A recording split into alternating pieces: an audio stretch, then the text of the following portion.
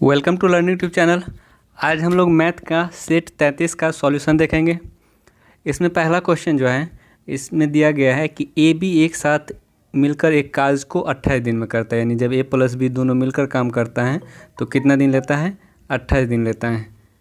और A B C उस कार्य को एक साथ 21 दिन में करता है, यानी जब ए प्लस बी प्लस सी काम करता है तीनों मिलकर तो कितना दिन लेता है, 21 दिन लेता है।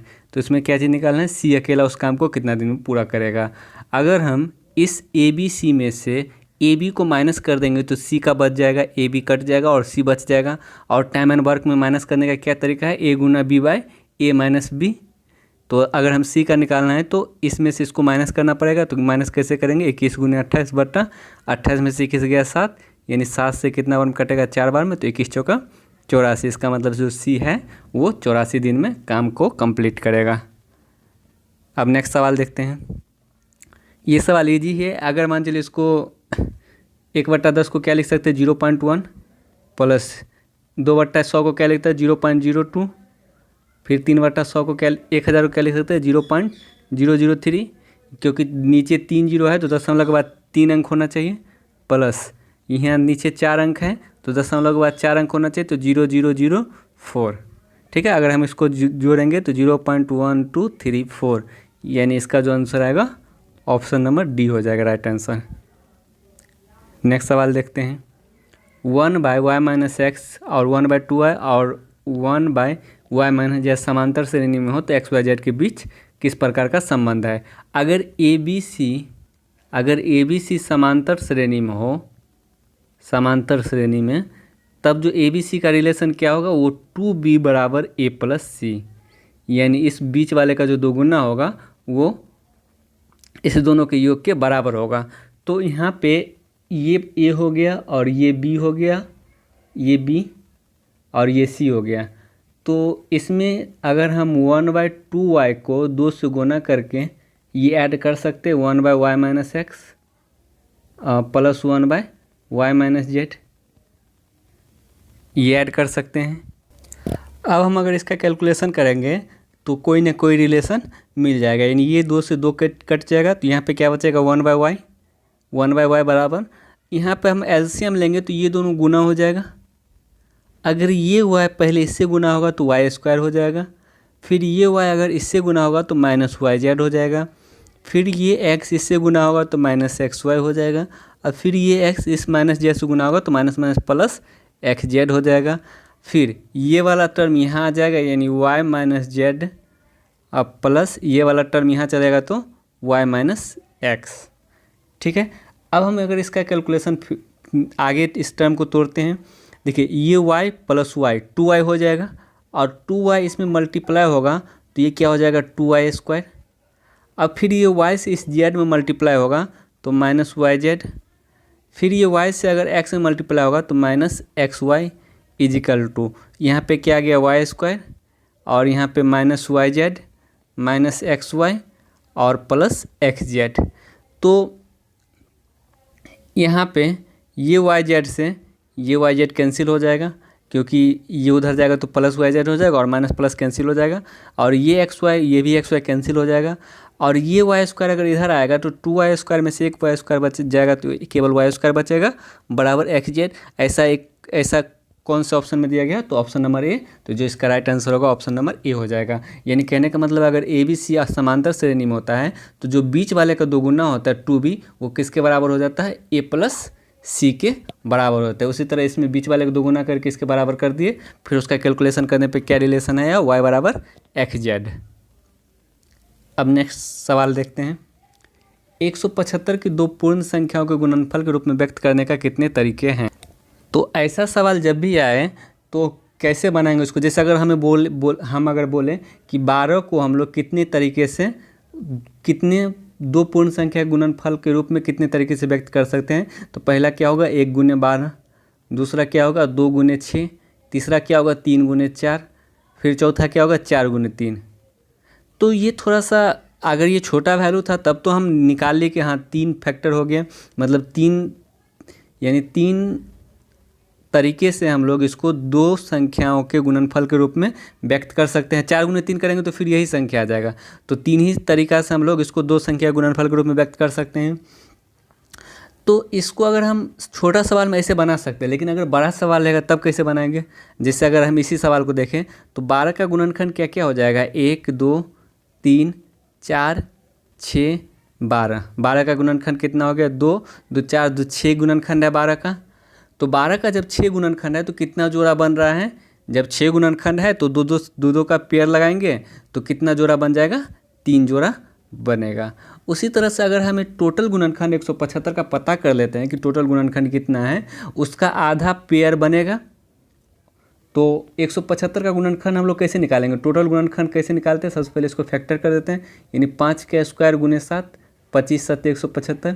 अब हम अगर टोटल गुणनखंड निकालेंगे, टोटल गुणनखंड, तो क्या करते हैं, पावर में 1 बढ़ाकर ऐड कर गुना कर देते हैं। इसके पावर 2 है, 5 की पावर 2 है, 1 बढ़ाएंगे तो 3 हो जाएगा। 7 की पावर 1 है तो 1 बढ़ाएंगे तो 2 हो जाएगा, यानी टोटल गुणनखंड मेरे पास 6 आ गया। 175 का टोटल गुणनखंड 6।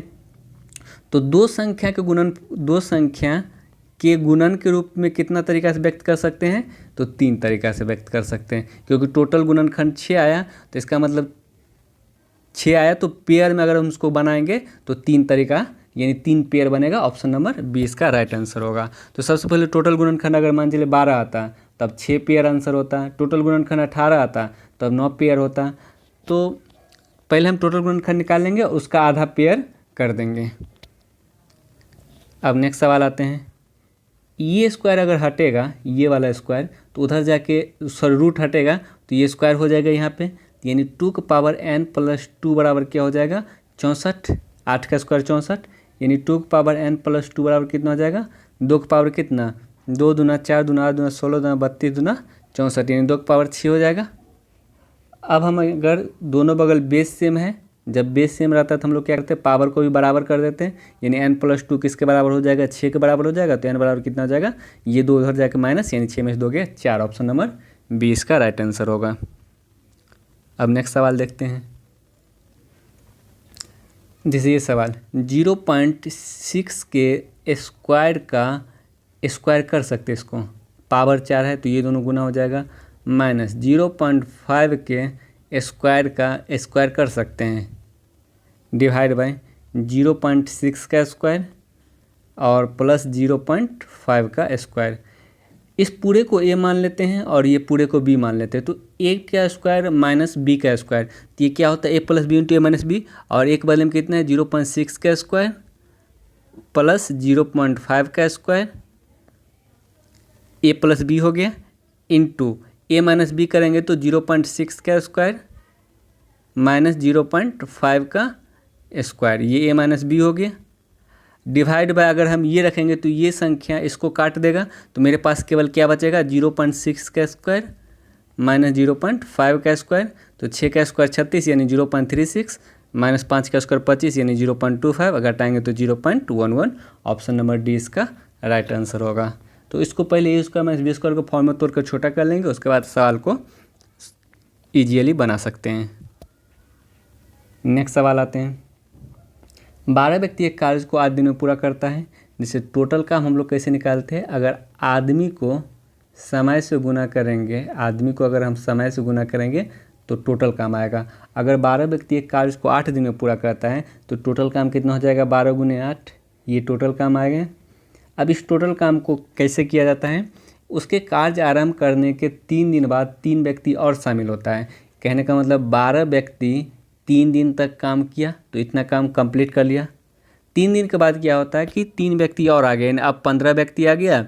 ये मान चलिए 15 व्यक्ति शेष काम को एक दिन में करेगा, तो ये दोनों मिलकर टोटल काम जो होगा इस टोटल काम के बराबर हो जाएगा। अब हम यहाँ से कैलकुलेशन करके x का वैल्यू निकाल सकते हैं। तो यानी 96 = 36 प्लस 15x, ये 36 इधर जाएगा तो 60 = 15x, तो x = कितना हो जाएगा, 4, यानी 15 × 4 = 60, यानी जो वे सब मिलकर शेष कार्य को कितने दिन में करेंगे, तो 4 दिन में करेंगे। अगर यही बोलता वे सब मिलकर टोटल काम को कितने दिन में करेंगे, तो 4 दिन यहाँ लगा और 3 3 दिन यहाँ लगा, यानी टोटल काम 7 दिन हो जाता। लेकिन बोला जा रहा है शेष काम को कितना दिन कर रहा है, तो शेष काम 1 दिन था और x का वैल्यू जो है वो 4 आ गया। नेक्स्ट सवाल आते हैं। एक दुकानदार एक रेडियो के अंकित मूल्य पर 20% की छूट देकर 12% की अतिरिक्त छूट देता है। तो यदि अंकित विक्रय मूल्य 704 था तो उसका अंकित मूल्य कितना था? यानी हम लोग क्या मान लेते हैं, अंकित मूल्य x था। अंकित मूल्य अगर x था, अगर हम 20% का छूट दिए तो इसका मतलब 80% में बेचें, और 80% का शॉर्ट फॉर्म क्या होता है, 4/5, यानी 4/5 में बेचें। फिर अगर हम 12% का छूट दिए तो इसका मतलब 88% में बेचें, और 88% का शॉर्ट फॉर्म क्या होता है, 22/25। ये सब शॉर्ट फॉर्म याद रखेंगे, सवाल बहुत जल्दी बनेगा। 22/25 में बेचें और बेच कितना में रहे, 704 में। तो अब हम अगर कैलकुलेशन करेंगे, देखिए 7 4 11, ये 11 से कट रहा है, 11 दूना 22, ये भी 11 से कट रहा है, तो हम क्या करते हैं 11 से काट देते हैं, 11 से 2 बार में और 11 64 बार में, 4 दूना 8 और 8 से 8 बार में। तो जो x इक्वल टू आया कितना आ गया, 8 पंचे 40, यानी 1000 आ जाएगा। यानी 5 गुने 8 करेंगे तो 40, और 25 को 40 से गुना करेंगे तो 1000 इसका राइट आंसर होगा, 1000 होगा। नेक्स्ट सवाल आते हैं। एक घड़ी का अंकित मूल्य 400 है और अंकित मूल्य पर 25% छूट देकर बेचने पर 20 रुपये की हानि होता है। जैसे अंकित मूल्य 400 था, अगर हम 25% का छूट दिए तो इसका मतलब 75% पे बेचे, यानी ये विक्रय मूल्य आ जाएगा। 400 रुपये अंकित मूल्य था और 25% छूट तो 75% बेचे, ये विक्रय मूल्य आ जाएगा। डबल जीरो कट जाएगा, यानी 5 का 20 और 7 का 30, 300 रुपये क्या आ गया, विक्रय मूल्य आ गया। अगर 300 रुपये विक्रय मूल्य आया और हानि अगर 20 रुपये का हो रहा है तो इसका मतलब क्रय मूल्य क्या होगा, 320 रुपये हो जाएगा, क्योंकि क्रय मूल्य बराबर क्या होता है, विक्रय मूल्य प्लस हानि। जब हानि क्रय मूल्य 320 आ गया तो हमें हानि प्रतिशत निकालना है। तो हानि प्रतिशत बराबर क्या होता है, हानि बट्टा क्रय मूल्य गुने 100। हानि 20 का, क्रय मूल्य 320 गुने 100, यानी 2 से कट जाएगा, 2 से 16 बार में, 4 से 4, 4 से 25, यानी 25/4 आ गया, यानी 6.1/4% का लॉस हुआ। तो हानि या लाभ जो होता है वो हमेशा क्रय मूल्य पर होता है, इसीलिए हमें यहाँ पे क्रय मूल्य निकालना पड़ा था। नेक्स्ट सवाल आते हैं। 1200 रुपये की राशि ABC में 5, 7, 13 के अनुपात में वितरित की गई, CV के हिस्से में अंतर क्या है? यानी अनुपात में टोटल कितना राशि हो रहा है, 7, 5, 12, 13, 25, अनुपात में टोटल 25 रुपया हो रहा है, और वास्तव में दिया गया 1200, यानी 25 का वैल्यू 1200 है। तो 1 का वैल्यू कितना हो जाएगा, 25 चौका 100, 480। तो क्या चीज़ पूछा है, CV के हिस्सा में अंतर, यानी B और C के हिस्सा में कितना का अंतर है, 5 का अंतर है, नहीं सॉरी 6 का। 13 और 7 में कितना का अंतर, 6। जब 1 का वैल्यू 48 आएगा, 1 का वैल्यू 48, तो 6 का वैल्यू कितना हो जाएगा, 48 गुने 6, यानी 8 6 के 48, 6 चौका 24, 4 28, 288, ऑप्शन नंबर ए। नेक्स्ट सवाल आते हैं। एक कुत्ता एक खरगोश की 4 छलांगों की एवज में 6 छलांग लगाता है, और उस कुत्ते की 2 छलांग उस खरगोश के 5 छलांग के बराबर हैं, तो उस दोनों गति का अनुपात क्या होगा? इस टाइप के सवाल हम लोग कैसे बनाते हैं उसका ट्रिक बता देते हैं। सबसे पहले क्या करना है, यहाँ पे कुत्ता लिख लेना है और यहाँ पे खरगोश लिख लेना है, ठीक है। क्या बोले, कुत्ता जो है खरगोश के 4 छलांग के एवज में 6 छलांग लगाता है, यानी खरगोश का 4 छलांग रहता है तो कुत्ता का कितना छलांग रहता है, 6 छलांग रहता है, ठीक है। खरगोश के 4 छलांग के एवज में कुत्ता जो है 6 छलांग लगाता है, ठीक है। उसके बाद क्या है, कुत्ते की 2 छलांग, यानी कुत्ता का जो 2 छलांग है वो खरगोश के 5 छलांग के बराबर है, यानी खरगोश का 5 छलांग के बराबर है। अब कुछ नहीं करना है, सीधा क्या करना है, इस दोनों को मल्टीप्लाई करके यहाँ लिखना है, यानी 6 पंजे 30, और इस दोनों को मल्टीप्लाई करके यहाँ लिखना है, यानी 4 दूना 8, यानी उसका जो गति का अनुपात होगा, यानी चाल का जो अनुपात होगा वो 30:8, यानी 2 से काटेंगे तो 15:4, यानी इसका जो आंसर होगा ऑप्शन नंबर डी होगा। यानी इस ट्रिक से हम लोग क्या करेंगे, इस सवाल को बहुत ही कुत्ता खरगोश वाला यानी छलांग वाला जब भी सवाल आएगा तो उस छलांग वाले सवाल को हम लोग जल्दी बना सकते हैं। अब नेक्स्ट सवाल आते हैं। 5 सदस्यों की एक क्लब में एक पुराने सदस्य के स्थान पर एक नए सदस्य शामिल करने पर यह पाया जाता है कि सदस्यों की औसत आयु वही है जो 3 वर्ष पहले थी।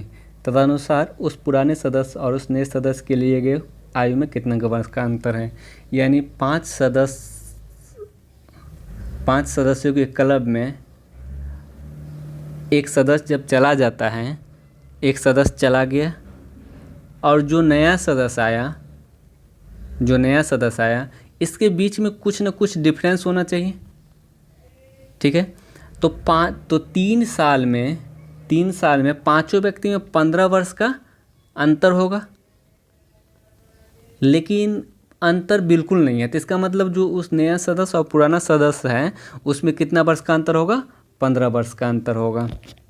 जैसे कहने का मतलब है मेरा कि 5 सदस्यों की एक क्लब में पुराने सदस्य के स्थान पर एक नया सदस्य शामिल किया जाता है। तो जब हम पुराना सदस्य के स्थान पर नया सदस्य को शामिल करेंगे तो इस दोनों के बीच में कुछ न कुछ अंतर होगा, यानी औसत में कुछ न कुछ प्रभाव पड़ेगा, लेकिन औसत वही है। इसका मतलब जो है 3 वर्ष पहले थी, यानी 3 वर्ष पहले जो औसत थी और वर्तमान में जो औसत है उसमें 15 वर्ष का अंतर होना चाहिए, लेकिन अंतर नहीं है। तो इसका मतलब जो नया सदस्य होगा वो 15 वर्ष छोटा होगा, यानी 5 × 3 15 वर्ष छोटा होगा। अब नेक्स्ट सवाल आते हैं। एक दुकानदार अपनी चीज़ों की लागत पर ही बेचता है और 1 kg की जगह 800 ग्राम इस्तेमाल करता है, यानी 1000 ग्राम के जगह अगर वो 800 ग्राम यूज करता है तो कितना केजी का कितना फ़ायदा ले रहा है? 200 ग्राम का फ़ायदा ले रहा है। कितना पर? 800 ग्राम पे बेच रहा है। 800 ग्राम यानी 800 ग्राम पे ही वो फ़ायदा ले रहा है। 200 ग्राम गुना 100 यानी 2 से कितना बार में? 4 बार में, 4 से 25 बार में, यानी उसको कितना का फ़ायदा हो रहा है? 25%। Option number A. अब नेक्स्ट सवाल देखते हैं।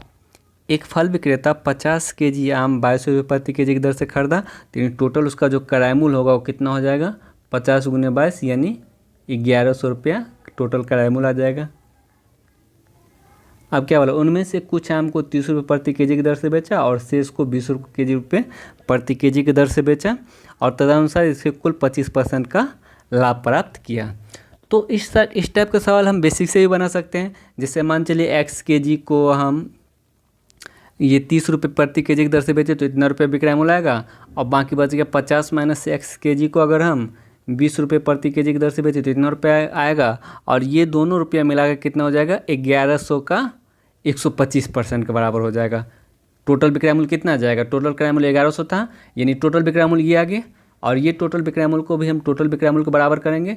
टोटल क्रय मूल्य 1100 था, इस पर अगर 25% का लाभ हो रहा है तो 125% टोटल विक्रय मूल्य होगा। यहाँ से हम x का वैल्यू निकाल सकते हैं। इस तरीके से भी सवाल को हम बना सकते हैं। दूसरा तरीका ये होगा कि आप एलिगेशन से भी बना सकते हैं। इतना करने की कोई ज़रूरत नहीं पड़ेगा एलिगेशन से बनाने में। जैसे पहले प्रकार आम को कितना में बेचा? 30 रुपये में बेचा। दूसरे प्रकार के आम को कितना में बेचा? 20 रुपये में बेचा। ठीक है, और ओवरऑल वो कितना में बेचा होगा? देखिए यहाँ हम विक्रय मूल्य लिए हैं, यहाँ भी विक्रय मूल्य लिए हैं, तो यहाँ भी हमें क्या लिखना पड़ेगा? विक्रय मूल्य ही लेना पड़ेगा। और हम खरीदे थे 22 रुपये की दर से। अगर हम 25% लाभ पे बेचें तो इसका मतलब 125% पे बेचें, यानी कितना बेचें? 25 × 5 = 125, 25 चौका यानी 2 दूना 4, 11 यानी 55/2 यानी 27.5 रुपये में ओवरऑल 27.5 रुपये में बेचें, तो यानी जो विक्रय मूल्य आएगा वो 27.5 आएगा। ओवरऑल विक्रय मूल्य जाएगा वो 27.5 आएगा। तो यहाँ से यहाँ घटाएंगे तो 7.5 आ जाएगा, 7.5, और 30 में से 7.5 घटाएंगे तो 2.5 आएगा, यानी उस दोनों के आम के बीच का जो अनुपात आएगा वो कितना आ जाएगा? 25 या 75, ये एक बार में और ये 3 बार में, यानी 3:1 उसके आम का अनुपात आ गया। तो टोटल आम कितना है? 50 kg, यानी 3 × 1 = 4। 4 का वैल्यू कितना दिया गया? 50 kg। तो क्या चीज़ पूछ रहा है? 20 रुपये प्रति kg वाला, नहीं तो 20 रुपये प्रति kg वाला एक है अनुपात में, तो एक का वैल्यू कितना हो जाएगा? 50/4 यानी 12 चौका 48 यानी 12.5 kg। Option number A. यानी इस सवाल को अगर हम एलिगेशन से बनाते हैं तो ये ईजीली बन जाएगा। और एलिगेशन में भी ध्यान रखेंगे, यहाँ हम विक्रय मूल्य लिए हैं, यहाँ विक्रय मूल्य लिए हैं, तो यहाँ भी हम विक्रय मूल्य ही रखेंगे। और जबकि 22 रुपये क्रय मूल्य था तो हम 22 रुपये यहाँ नहीं रख सकते थे। 22 रुपये क्रय मूल्य था तो 25% लाभ हो रहा है, तो विक्रय मूल्य कितना होगा? 27.5, यानी ओवरऑल विक्रय मूल्य 27.5 होगा, तो यानी यहाँ पर हम 27.5 रखेंगे। नेक्स्ट सवाल आते हैं। एक संख्या में हम 10% कम कर दी जाए तो वह 54 हो जाती है, यानी कहने कोई संख्या x से अगर हम 10% कम करेंगे तो 90% बचेगा, और ये बच कितना रहा है? 54 बच रहा है। तो यानी 90% का वैल्यू 54, यहाँ से x कटेगा 9 से x से 6 बार में, तो x बराबर कितना आ गया? 60 आ गया, यानी वो संख्या कितना था 60। जब हम इसको 72 बनाएंगे तो कितना का वृद्धि करना पड़ रहा है, 12 का वृद्धि करना पड़ रहा है, कितना में 60 में गुने 100, यानी 12 से 5 बार में, 5 से 20 बार में, यानी 20% का वृद्धि करना पड़ रहा है। नेक्स्ट सवाल आते हैं। तेल की कीमत में 40% का वृद्धि होती है, एक उपभोक्ता ने तेल के उपयोग में 20% कमी कर दी। अगर कोई एक चीज़ में 1% का वृद्धि हो और सेकेंड चीज़ में 20% का वृद्धि हो, तो इफेक्टिव वृद्धि जो होगा, यानी प्रभावी दर, टोटल प्रभावी वृद्धि, वो क्या हो जाएगा, ए प्लस बी प्लस ए गुने बी बटा 100। ठीक है, अगर किसी चीज़ में 1% का वृद्धि हो और दूसरा चीज़ में 20% का कमी हो, तो जो प्रभावी वृद्धि होगा, प्रभावी वृद्धि या कमी, यानी वृद्धि या कमी, वो क्या होगा, ए माइनस बी, क्योंकि यहाँ पे कमी है तो माइनस बी, और यहाँ जो साइन आएगा इस दोनों का मल्टीपल आएगा, तो प्लस गुने माइनस माइनस ए गुने बी बटा 100, ये प्रभावी। अगर ये आंसर निगेटिव में आया तो इसका मतलब उतना का कमी करना पड़ेगा, यानी हानि होगा। अगर ये आंसर पॉजिटिव आया तो इसका मतलब उतना का लाभ होगा। तो यहाँ पे 40% वृद्धि हो रहा है, उपभोग में 20% का कमी हो रहा है, तो यानी 40% वृद्धि मतलब +40, 20% कमी मतलब -20। फिर यहाँ पे जो साइन आएगा इस दोनों का मल्टीपल, यानी माइनस गुने प्लस माइनस 40 गुने 20 बटा 100, यानी ये 0 0 कट जाएगा, यानी 40 में से 20 गया 20, ये 20 हो गया, -8, यानी 12% क्या आया, पॉजिटिव आया, जिसका मतलब 12% का वृद्धि हो जाएगा उसके खर्च में। अगर ये निगेटिव आता तो इसका मतलब 12% का कमी होता, लेकिन पॉजिटिव आया तो 12% का वृद्धि होगा। नेक्स्ट सवाल आते हैं। एक व्यक्ति 600 मीटर लंबी सड़क 5 मिनट में पार कर लेता है, तो उस व्यक्ति की चाल किलोमीटर प्रति घंटा है। यानी हम लोग क्या जानते हैं, 1 मीटर पर सेकेंड रहता है, उसको अगर किलोमीटर प्रति घंटा बदलते तो 15/8 किलोमीटर पर आवर, इन 15/8 से गुना कर देते हैं। लेकिन कब, जब ये मीटर प्रति सेकेंड में रहता है, सॉरी 18/5 ना,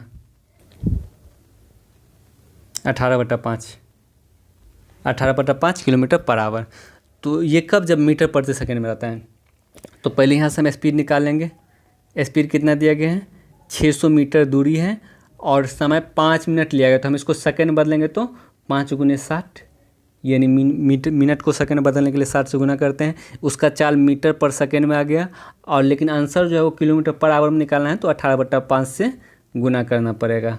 अगर हम 18/5 से गुना करेंगे तो यहाँ पे क्या आंसर आ जाएगा, 1 0 से 1 0 कट जाएगा, और 6 से 10 बार में, 5 से 2 बार में, यानी कितना आ जाएगा, 18 36/5, यानी 7.2 किलोमीटर पर आवर इसका स्पीड आ जाएगा। Option number C. नेक्स्ट सवाल आते हैं। एक धनराशि का एक समान वार्षिक दर से 3 वर्ष का साधारण ब्याज और 2 वर्ष का चक्रवृद्धि ब्याज 1200 और 832 है, तो वो मूल धनराशि ज्ञात करें। कल के एनटीपीसी के सेट में, यानी एनटीपीसी का सेट नंबर 13 में हम लोग इस सवाल को जिक्र किए थे कि अगर 2 ईयर का CA 100 रुपया दिया गया हो और 2 ईयर का SI Y रुपया दिया गया हो, ठीक है। तो जब 2 ईयर का CA 100 रुपया, 2 ईयर का SI Y रुपया दिया गया हो, अगर दर निकालना है तो हम लोग कैसे निकालेंगे, दोनों का अंतर बट्टा साधारण ब्याज का आधा, यानी साधारण ब्याज Y है तो Y का आधा गुने 100, ये दर आ जाएगा, ठीक है। उसी तरह से यहाँ पे 2 ईयर का जो CI है वो कितना दिया गया, 832 दिया गया है, 2 ईयर का CI 832, और 3 ईयर का जो साधारण ब्याज है, यानी 3 ईयर का SI जो है वो कितना दिया गया है, 1200 दिया गया है। तो 1 ईयर का साधारण ब्याज कितना हो जाएगा, 1200 बट्टा 3 यानी 400, और 2 ईयर का साधारण ब्याज कितना हो जाएगा, 400 दूना 800, यानी 2 ईयर का साधारण ब्याज 800 और 2 ईयर का चक्रवृद्धि ब्याज कितने दिया गया, 832। अगर हमें दर निकालना है, रेट निकालना है, तो हम लोग क्या करेंगे, दोनों का अंतर 800 और 832 का अंतर 32 बट्टा साधारण ब्याज का आधा कितना होता है, 800 का आधा 400 गुने 100, यानी ये 00 कैंसिल हो जाएगा 4 से 8 बार में, यानी जो दर आ गया वो 8% दर आ गया। अब जब 8% दर आ गया तो दर पूछता तो डायरेक्ट आंसर मेरा 8% होता, लेकिन यहाँ पे मूल धनराशि ज्ञात करना है। तो अगर हम ये स्टेटमेंट लेते हैं ये स्टेटमेंट चाहिए, चाहे कोई एक स्टेटमेंट ले लेंगे। इस स्टेटमेंट से अगर हम मूलधन निकालना चाहते हैं तो मूलधन बराबर क्या होता है, साधारण ब्याज में मूलधन बराबर क्या होता है, ब्याज गुने 100 बट्टा दर गुने समय। ठीक है, तो ब्याज कितना था 1200 गुने 100 बट्टा दर कितना है 8% दर निकल गया था, और समय कितना है 3 साल। अगर हम ये 800 लेते तो समय 2 साल लेना पड़ता, लेकिन हम 1200 लिए तो समय 3 साल लेना पड़ेगा।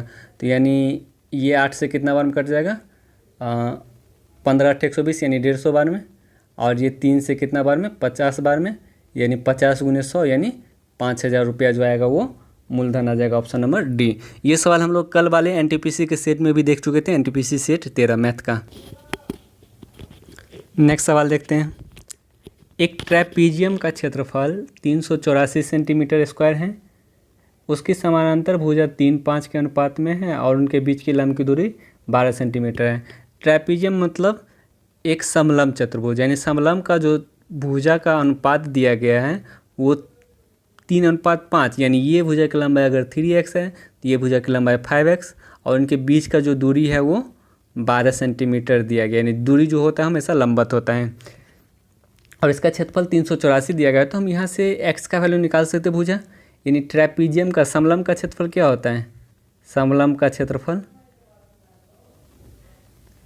1/2 गुने समांतर भुजा का योग करेंगे तो 3 + 5 8x होगा, गुने ऊंचाई 12, और क्षेत्रफल कितना दिया गया है 384, यानी इक्वल टू 384 दिए गए हैं।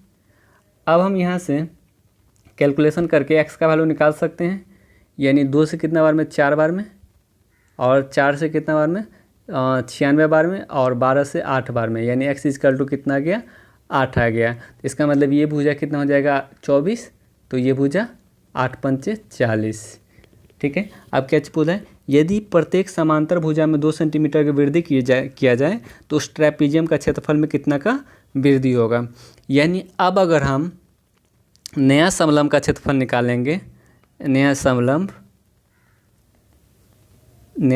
का क्षेत्रफल वो क्या हो जाएगा 1/2 गुने, अब 24 में 2 का वृद्धि करेंगे तो 26, और 40 में 2 का वृद्धि करेंगे तो 42, गुने ऊंचाई तो 12 ही रहेगा, यानी 1/2 गुने इस दोनों को जोड़ेंगे तो ये 6 2 8 और 4 2 6 68 गुने 12, यानी 2 से कितना बार में 6 बार में, यानी 8 6 48 408 सेंटीमीटर नया क्षेत्रफल आएगा। तो पुराना क्षेत्रफल से नया क्षेत्रफल कितना का वृद्धि कर रहा है, पहले 384 था, अब कितना हो गया 408 हो गया, इसका मतलब 24 का वृद्धि कर रहा है, यानी इसका जो आंसर होगा option number B right answer होगा। अब नेक्स्ट सवाल देखते हैं। 2 ठोस लंबवृत्तीय बेलन का जो त्रिज्या दिया गया वो 4 सेंटीमीटर 3 सेंटीमीटर है, उनकी ऊंचाई h+1 है और 2h+1 है, तो उन दोनों बेलन का कुल पृष्ठीय क्षेत्रफल बराबर हो। तो यानी बेलन का जो कुल पृष्ठीय क्षेत्रफल होता है वो क्या होता है 2πr × r+h, ये बेलन का टोटल पृष्ठीय क्षेत्रफल होता है, टोटल क्षेत्रफल होता है। बेलन का टोटल क्षेत्रफल क्या होता है 2πr × r+h। तो पहला वाला बेलन का टोटल पृष्ठीय क्षेत्रफल क्या होगा 2π, r के बदले में कितना है 4 × r+h, यानी 4 r है और ऊंचाई क्या है h+1 है, यानी 4 + h+1, ये पहले वाले बेलन का टोटल पृष्ठीय क्षेत्रफल आएगा। बाद वाले बेलन का टोटल पृष्ठीय क्षेत्रफल क्या होगा 2πr, यानी 2π, r के बदले में कितना है 3 × r+h, यानी r के बदले में 3 और h के बदले में 2h+1, यानी 3 + 2h+1, ये बाद वाले बेलन का क्षेत्रफल आ गया। दोनों का पृष्ठीय क्षेत्रफल क्या है बराबर है, तो ये 2π से 2π कैंसिल होगा, यहाँ क्या बचेगा 4 1 5 + h बचेगा, तो यानी 4 से अगर हम गुना करेंगे तो 20 + 4h इजिकल टू यहाँ पे 3 1 4 3 12 हो जाएगा, प्लस 3 दूना 6h, यानी 2h बराबर 8, तो h बराबर कितना हो जाएगा 4 आ जाएगा। इस जब h बराबर 4 आ गया तो इसका मतलब पहला बेलन का जो ऊंचाई होगा वो कितना हो जाएगा h+1 यानी 5, और दूसरा बेलन का जो ऊंचाई होगा वो कितना हो जाएगा 2h+1 यानी 4 दूना 8 + 1 9। दूसरा बेलन का ऊंचाई 9। तो इस लेकिन इसमें पूछ क्या रहे हैं, उसके आयतन का अनुपात क्या होगा। तो बेलन का आयतन क्या होता है, पाई आर स्क्वायर एच। बेलन का जो आयतन होता है, आयतन बेलन का, वो पाई आर स्क्वायर एच। तो पहला वाला बेलन का आयतन पाई, आर के बदले में कितना हो जाएगा 4, 4 गुने 4, और एच के बदले में कितना हो जाएगा ये 5। पहला वाला बेलन का आयतन ऊंचाई जो 5 दिया गया है, अनुपात। दूसरा वाला बेलन का आयतन क्या हो जाएगा पाई, आर के बदले में 3 यानी 3 गुने 3, और एच के बदले में कितना दिया गया है, दूसरा वाला बेलन का ऊंचाई कितना गया था 9 आ गया था। तो पाई से पाई कट जाएगा, 3 4 चौके 16 85, अनुपात 3 3 9 81, यानी 80:81 उसके आयतन का अनुपात आएगा। पहले कुल पृष्ठीय क्षेत्रफल बराबर करके एच निकाल लिए, और एच निकालने के बाद फिर उसका हम लोग आयतन का अनुपात निकाल लिए। तो आज का सेशन यही समाप्त होता है। जो लोग अभी तक चैनल को सब्सक्राइब नहीं किए जरूर सब्सक्राइब कर लीजिएगा, और वीडियो अच्छा लगे तो वीडियो को लाइक ज़रूर कीजिएगा, और अपने दोस्तों के बीच शेयर भी कीजिएगा, ताकि और बहुत सारे लोग जो है वो जुड़ सकें और इस सेशन का फ़ायदा ले सकें। तो आज का सेशन यही समाप्त होता है। Thank you, bye bye.